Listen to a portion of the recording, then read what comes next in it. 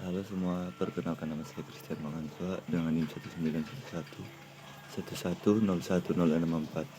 kelas 5C. Di sini saya akan menjelaskan sedikit mengenai sistem informasi kesehatan.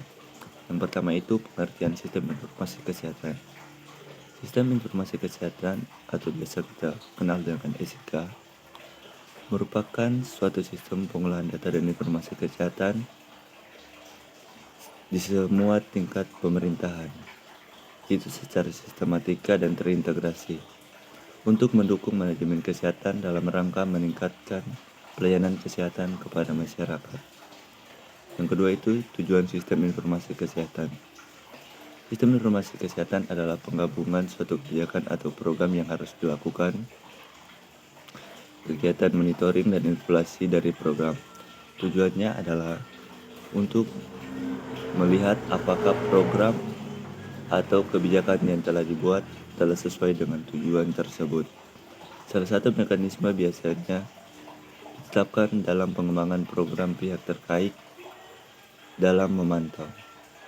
Yang ketiga yaitu mekanisme pelaporan sistematika informasi kesehatan. Mekanisme pelaporan pelayanan kesehatan yang diberikan rutin, diberikan oleh pelaksana program dengan waktu yang beragam, tergantung mekanisme yang telah disepakati oleh pelaksana. Yang keempat itu fungsi sistem informasi kesehatan.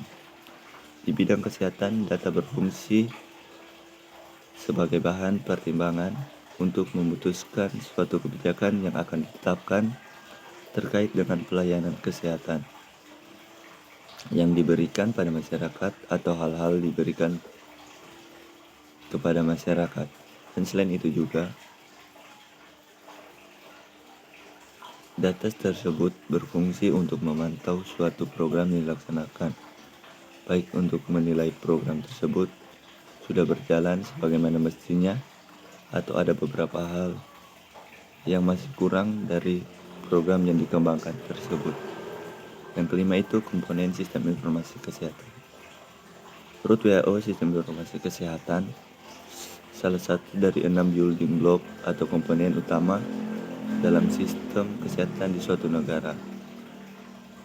Komponen-komponen atau building block sistem kesehatan masyarakat tersebut adalah yang pertama delivery, pelaksanaan pelayanan kesehatan.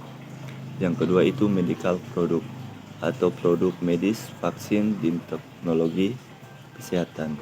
Yang ketiga itu health workforce atau tenaga medis. Yang keempat itu health system fencing atau sistem pembiayaan kesehatan. Yang kelima health information system atau sistem informasi kesehatan. Dan yang keenam leader and governance atau kepemimpinan dan pemerintahan. Yang masuk pada bagian ke-6 yaitu manfaat informasi kesehatan. Manfaat dari investasi sistem informasi kesehatan antara lain membantu pengambilan keputusan untuk mendeteksi dan mengendalikan masalah kesehatan. Adapun manfaat dari sebuah sistem informasi kesehatan ini dalam suatu fasilitas kesehatan diantaranya adalah memudahkan pasien mendapatkan pelayanan kesehatan, memudahkan fasilitas kesehatan atau Vaskes dalam mendata setiap pasien yang mendaftar atau berobat, mengontrol semua kegiatan yang berlangsung di dalam Vaskes tersebut. Kita masuk pada bagian yang ketujuh, jenis-jenis sistem informasi kesehatan. Sistem informasi kesehatan Indonesia dibagi dalam beberapa bagian tergantung cakupan wilayah yang dikelola. Untuk Signas adalah sebuah sistem informasi kesehatan elektronik yang dikelola oleh Kementerian Kesehatan Republik Indonesia yang merupakan sistem dengan akses terbatas. Di area yang lebih sempit, yaitu kabupaten, kota, dan provinsi, sistem yang dikelola Sigda.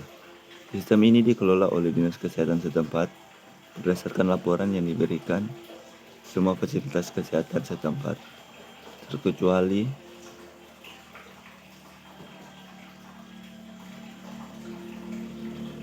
Vaskes yang merupakan milik pemerintah pusat dan pemerintah provinsi.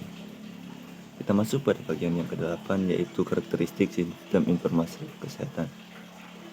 Dalam pengembangannya, pengelompokan informasi dilakukan berdasarkan karakteristik integrasi sistem informasi kesehatan. Di sini karakteristik terbagi atas dua.